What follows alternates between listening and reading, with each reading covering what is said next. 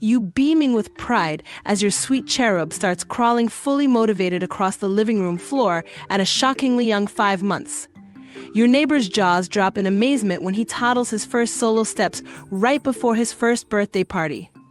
You practically glow telling friends and family he's such an advanced, brilliant child, but could a baby's brain developing too fast actually have some unexpected downsides?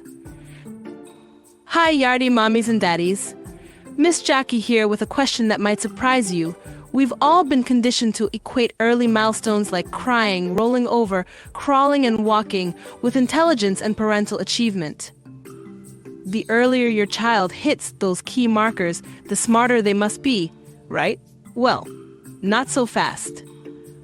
While every new parent's heart swells watching their precious one blossom, the truth is pushing developmental milestones too rapidly can potentially lead to overstimulation, frustration, and even regression for some little ones. That possibility might seem counterintuitive, but hear me out.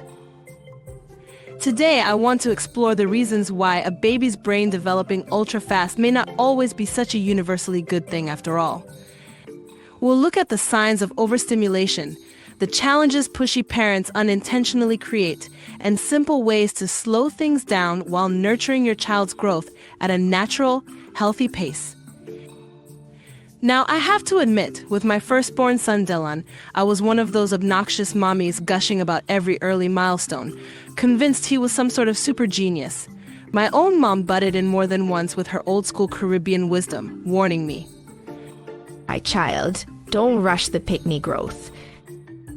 Of course, being a know-it-all first-timer, I just brushed her off with some snarky comment about moving with modern times, not old wives' tales. Boy, did I learn an important and humbling lesson. No sooner did Dylan start crawling and attempting those first wobbly steps around 8 months old, then boom, a regression I wasn't prepared for at all. He stopped babbling his words, growth stalled even with eating solid foods, and nighttime sleeping went right out the window. All that progress seemed to disappear in a shocking, stressful instant. Turns out, Dr. Roberts at his checkup explained that by advancing certain physical skills too quickly before he was truly ready, Dylan's brain had become overstimulated and overwhelmed. He basically hit an infant overload, forcing his neural pathways to develop faster than his little body could handle.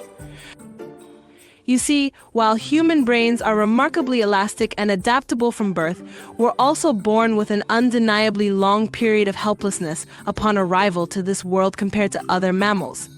Our giant, complex gray matters require many months and years of steady, incremental growth spurts. Emphasis on steady. When a growing sprout pushes too many new abilities too quickly, their brains can essentially become scrambled as neural networks abruptly sprout excessive new pathways before existing ones fully stabilize and myelinate properly. You can visualize a baby's normal, healthy brain development over the first year looking something like this. But for a baby hitting major mobile milestones much earlier, their brain scan might appear more frenetic and disorganized in comparison. Pediatricians and developmental psychologists recognize this increasingly common phenomenon of babies advancing physical skills prematurely. Dr. Jack Shonkoff, director of the Center on the Developing Child, puts it quite simply. While encouraging a child's curiosity is wonderful, a baby's brain cannot handle being pushed too far or too fast into new skills they're not developmentally ready to integrate.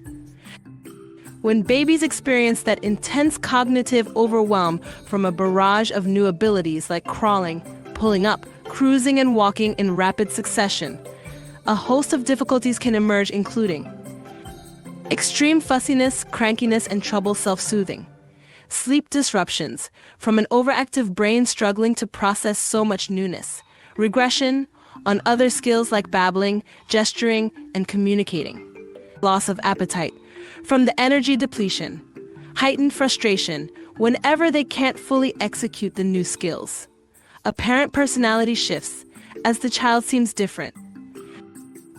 Now, please don't start panicking just because your little champion rolled over at 3 months or speed racer crawled early. Every child's brain develops at a somewhat unique pace. governed by factors like genetics, birthing scenario, and environment. A bit of advancing certain gross motor skills isn't inherently bad news. The risks escalate when babies rapidly acquire higher-level skills, like walking full-on, way ahead of typical developmental curves. The other crucial factor to bear in mind: how we as parents and caregivers respond. Ultimately, it's our expectations, interactions, and encouragement that either nurture steady development wonderfully or dangerously rush and derail it before foundational skills root down fully. That's where ancestral parenting wisdom proves so valuable across many Caribbean and other cultures. For example, in Jamaica, mainstream norms around restricted pram or walker usage aim to deliberately slow down infant mobility until that core strength solidifies first without overstimulation.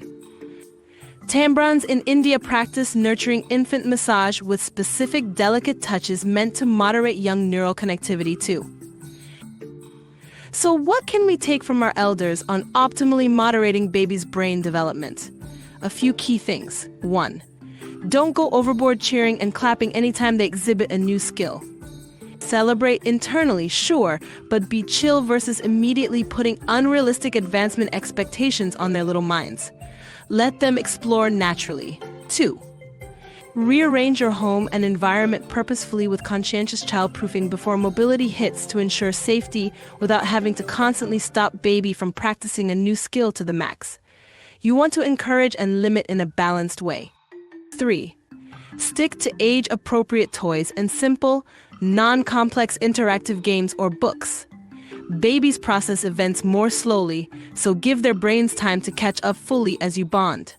4.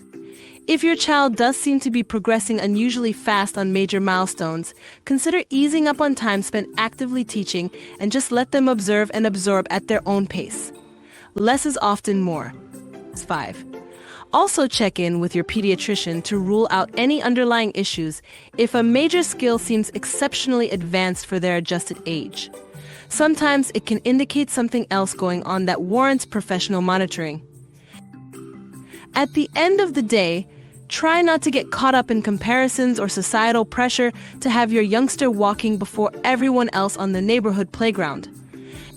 Those whispers of, "Wow, your baby's such a genius," from well-meaning relatives can unintentionally push you into overdrive on milestone chasing too.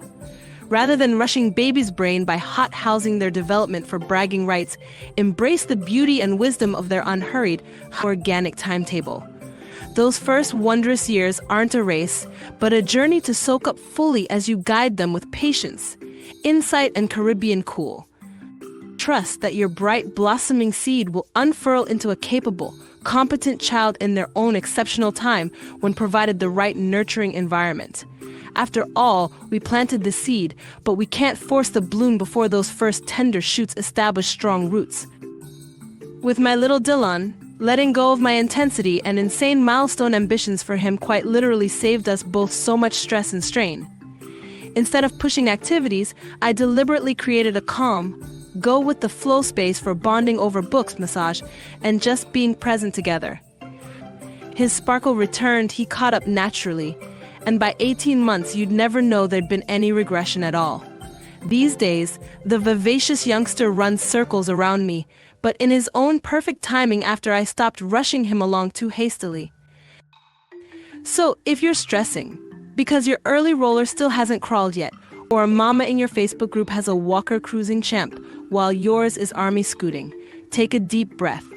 Every child's brain blooms according to its own beautifully complex schedule that we must respect.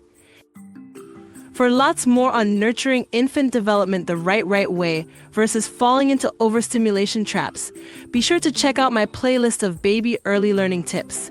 You can find those and other Caribbean-inspired parenting goodies right here on the Yardie Baby channel.